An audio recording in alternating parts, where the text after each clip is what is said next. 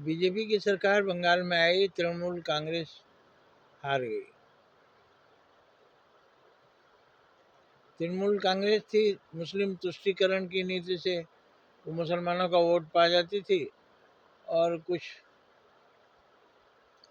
हिंदू वोटरों को धमकाकर वोट नहीं देने देती थी, ऐसा लोग कहते हैं। गुंडाराज हो गया था, मुसलमान वहां वोट बढ़ चढ़ गए थे। हिंदुओं के त्योहारों में तमाम तरह के प्रतिबंध और मुस्लिम त्योहारों को छूट।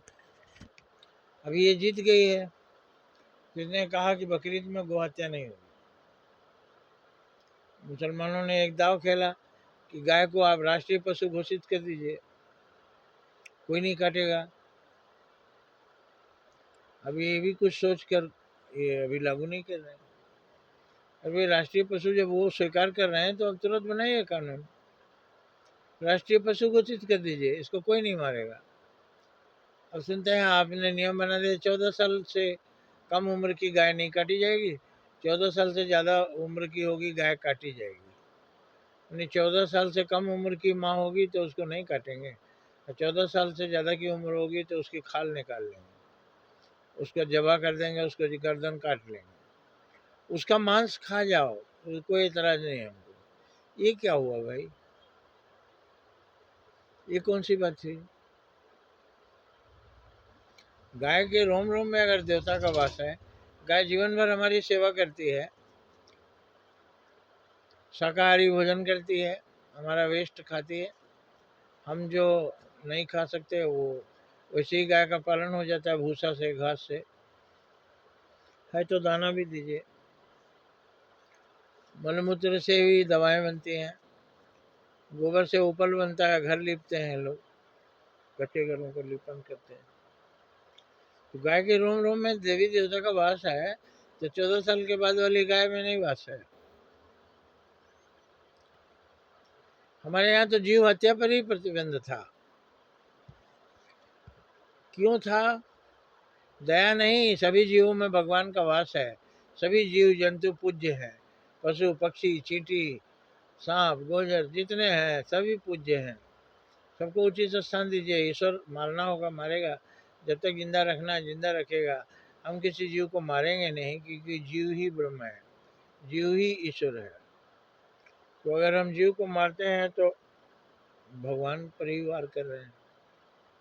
ऐसे आत्मा मरती नहीं, भगवान पर वार नहीं कर सकते, लेकिन भगवान जहाँ रहते हैं उनको डिस्टर्ब कर देना। किसी को आदमी को नहीं मारिए, उसका घर फूंक दीजिए, आदमी को नहीं मारिए, उसका सब कुछ लूट लीजिए। बात तो बराबर है। जो 14 साल से बूढ़ी गायें आपके काम की नहीं है, इसलिए आप उनको काट सकते हैं, खा जाए मार के। काहे भाई, तो आपके घर में जो बुजुर्ग हो जाते हैं, जो कमा नहीं सकते, उनको भी मार के खा जाइए। बुजुर्गों को मार के खा जाइए, क्योंकि वो अब कमाते नहीं है।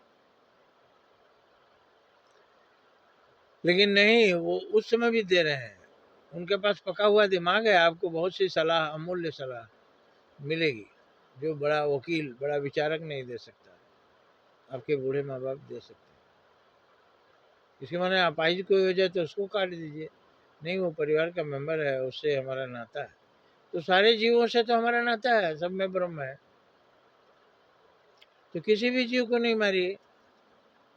बूढ़ी गाय हैं, उनको अपनी मौत मरने दीजिए ना, सेवा कीजिए। मर जाएगी, ले जाके जंगल में गाड़ दीजिए, उनके शरीर का जो है उसे खाद्य मिलेगा, मिट्टी में मिल जाएंगे, उससे खाद्य मिलेगा, वो जंगल बढ़ेंगे। जंगल नहीं जा सकते तो जहाँ पर आप मुर्दे को गाड़िए, जहाँ पर जीव मरे, गाय भैंस मरे, हाथी मरे, घोड़ा मरे, वहाँ गाड़िए, ऊपर में एक पेड़ लगा दीजिए, वो जीव का शरीर अवशेष, वो जीव नया जीव बन जाएगा, वेस्ट नहीं हुआ। जैसे हम जूठा को बाहर रख देते हैं, कुत्ता खा लेता है, उस तरह से जो जीव मर गया, पारसी लोग तो लाश को ऊपर रख देते हैं, उसे पशु पक्षी खा जाएंगे, पक्षी खा जाएंगे, गिद्ध खा जाएंगे। तो ऐसा करिए ना, जहाँ मुर्दे को गाड़िए वहाँ एक वृक्ष लगा दीजिए, आम का पेड़ लगा दीजिए ना, बहुत सुंदर वृक्ष होगा। मिट्टी का उपजाऊ अंश जो है वही तो गणेश है, जो पत्ती और जमीन के मिलने से, सड़ने से जो उपजाऊ जमीन बनती है, उसी पर तो तरह तरह के पेड़ पौधे उगते हैं। तो उसी में मिला दीजिए।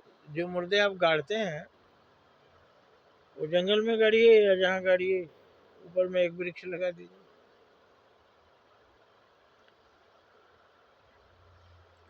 लेकिन 14 साल के बाद की गायों को मार सकते हैं, ये ठीक नहीं है। जय हिंद, जय भारत।